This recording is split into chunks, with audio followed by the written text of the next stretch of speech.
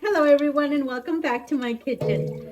Today I'm going to make tamales, but I'm going to be making them a little bit different this year. So if you want to make these tamales with me, or if you just want to watch and see how they come out, grab yourself a cup of cafecito or your favorite drink and let's prepare these.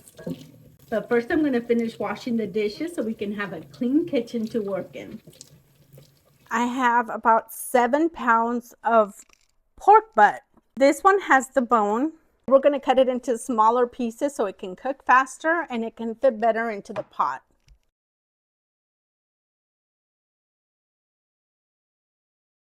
Now I'm just going to generously season it with salt and pepper so we can sear it.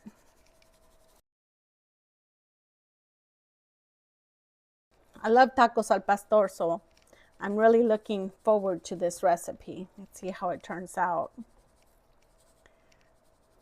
Okay, so the chiles, I did rinse them. I rinsed them in cold water.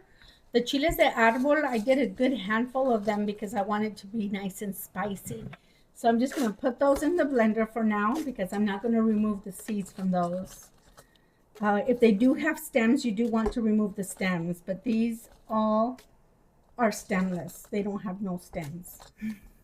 That's going to add a nice level of heat to the tamales. Now, if you don't want yours to be too spicy, you can add less. Here, I'm going to use 1 chile ancho. This one is pretty big. I usually use 2, but since this one is so big, I'm only going to use 1. And this one I also rinsed. Let me take out the chiles so we can use the bowl for the trash. We're just going to pull off the stem. And if you have kitchen scissors or you can use your hand, just break it open to remove the seeds, just like that. And they should all fall out. Okay, so it's nice and clean.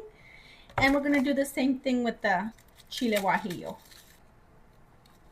And as I'm cleaning them, I'm gonna put them in the blender along with the rest of the peppers. Now, since I'm removing the seeds from the peppers, and depending on the blender that you use, when adding it to the pot with the meat, you can strain it or you can just add it directly. So now that we have all the dry peppers in the blender, we're going to add the rest of the ingredients. 2 tablespoons of achiote paste, 2 tablespoons of Mexican oregano, 1 tablespoon of whole cumin, 1 teaspoon of peppercorn, 2 tablespoons of chicken bouillon, or you can use kosher or regular salt. An entire head of garlic peeled. Now this may seem like a lot of garlic, but it is going to add a lot of flavor to the sauce and to the filling. And 1 small onion cut into smaller pieces. About 1/4 cup of vinegar, 2 cups of orange juice, and about 4 slices of pineapple with a little bit of the pineapple juice. Well, let's add a few more. It won't hurt. And 1 cup of water. All right, let's take this to the blender and blend all these ingredients. You'll want to blend for at least 1 to 2 minutes or until it reaches a smooth consistency. To sear the meat, I'm going to melt a couple tablespoons of manteca.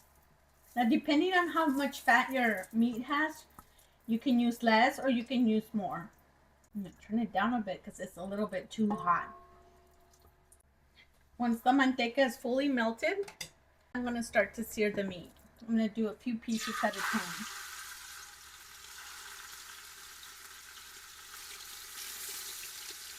Let's add that big piece right in the middle because that one's going to take a little bit longer to sear.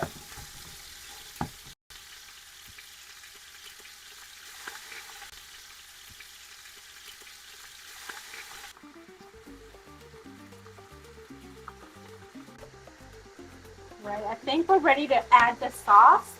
When adding the sauce, you can choose to strain it or just add it directly to the pot. You also want to make sure to add additional broth or water. Now keep in mind that this is going to simmer for at least 2 to 3 hours over low-medium heat. During the cooking process, you also want to check on it frequently to ensure that the water's at a good level and to move it around to ensure that it doesn't burn. I am going to add a little bit more water. I added about maybe 10 cups of water. Once it reaches a boil, I'm going to turn it down to low and we're going to leave it cooking for about 2 to 3 hours or until the meat falls apart easily.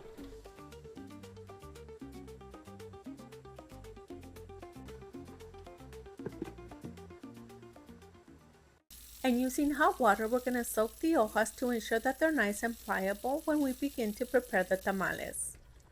The meat has been simmering for about 2 hours and it's not quite done yet, so I'm going to leave it cooking for an additional hour.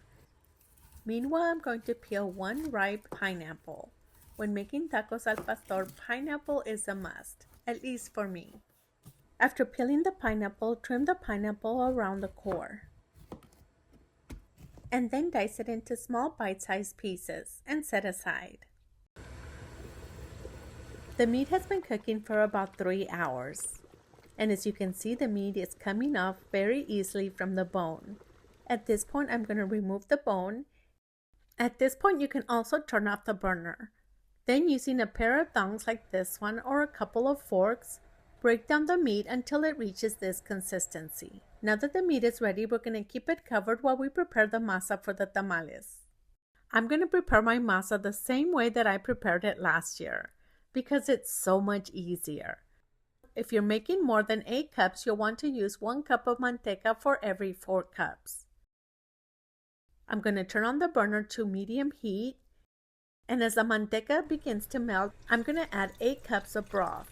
Once the manteca begins to melt, and before it reaches a boiling point, turn off the burner. With the heat of the burner, the manteca will continue to melt.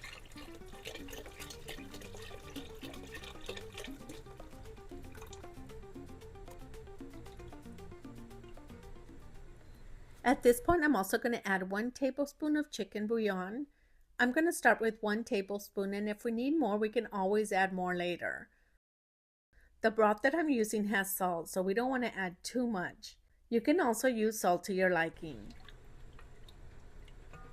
I'm also going to add half a teaspoon of cumin, 1.5 tablespoons of baking powder, and baking soda. And as you can see, once you add those 2 ingredients, the broth is going to begin to fizz, which is going to be an activator so your tamales will come out nice and fluffy. Before you begin to add the corn flour 1 cup at a time, make sure that the broth is not too hot. You want it to be a little bit hot but not too hot to where it's going to cook your masa. After adding each cup of corn flour, using a whisk until the flour is completely dissolved in the broth. Then repeat the process adding 1 cup at a time. 3. This is our 3rd cup. It's starting to get a little bit harder to mix. This is number 4.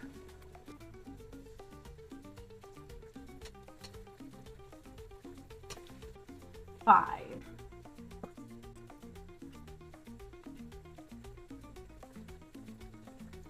Okay, after this one, we're going to have to use a spoon.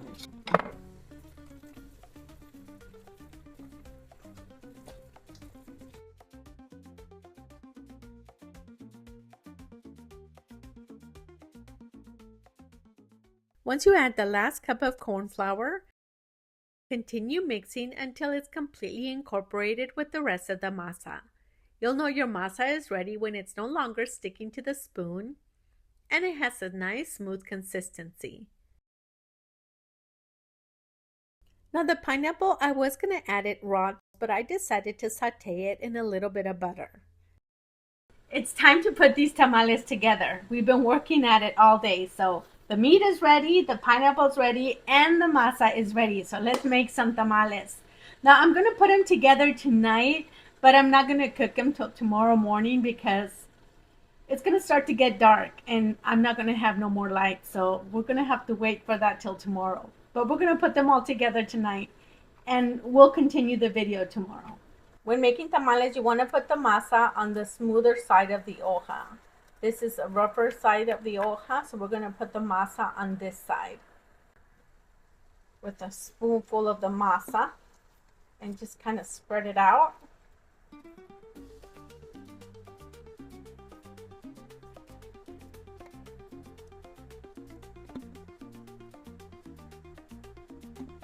Put the meat right in the middle.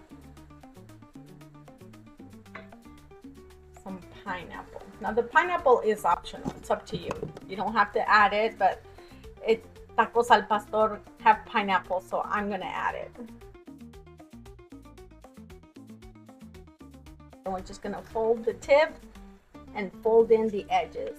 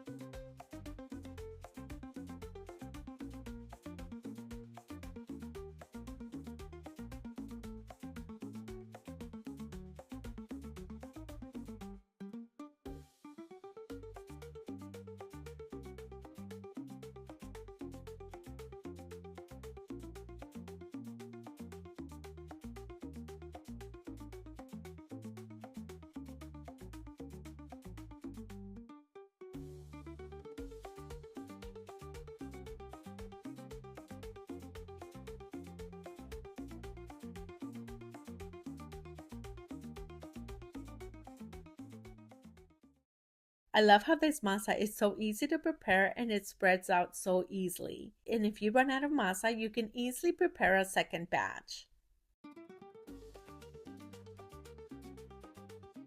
You can also prepare your tamales ahead of time. Once you're done with your tamales, you can steam them that same day, or if you want to use them for a later time, you can easily freeze them in a freezer-safe bag or aluminum foil.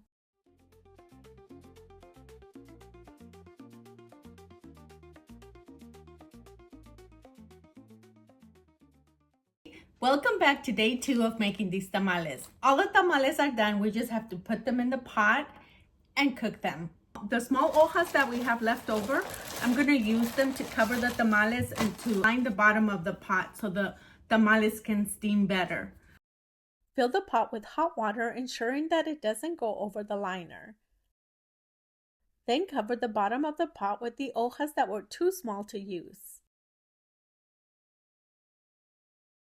Then arrange the tamales in a stand-up position, starting on the outer edge, and then working your way towards the middle. Once the tamalera is full, use the remainder of the hojas to cover the top of the tamales. This is going to ensure to hold in the steam to make your tamales nice and moist. During the cooking process, a great way to know if the tamale pot needs more water, place a fork in the bottom of the pot. If it begins to rattle during the cooking process, that means it needs more water. And if you do need to add more water, make sure it's hot boiling water to ensure that it doesn't slow down the cooking process. When making tamales, I always have hot water in a tea kettle ready to go just in case. Once the tamales are done, you want to remove a couple from the pot and allow them to cool down for about 5 minutes. This is going to allow the masa to set. If you open them right away, the masa is going to be a little bit soft, and you're going to think that the tamales are not completely done. So you want to make sure you give them enough time to set. Oh my goodness. I wish you could smell these. These smell amazing. I love how the masa turned out. Look at that. And now for my favorite part of the video, the taste test. This looks delicious. Let me try with a little bit of the pineapple. Still a little bit hot.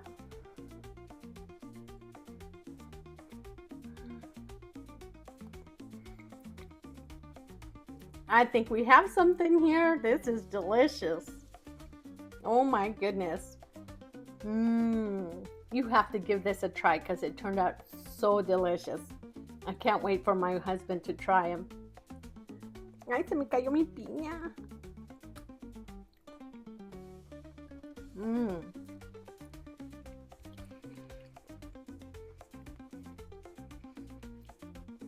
They came out really good.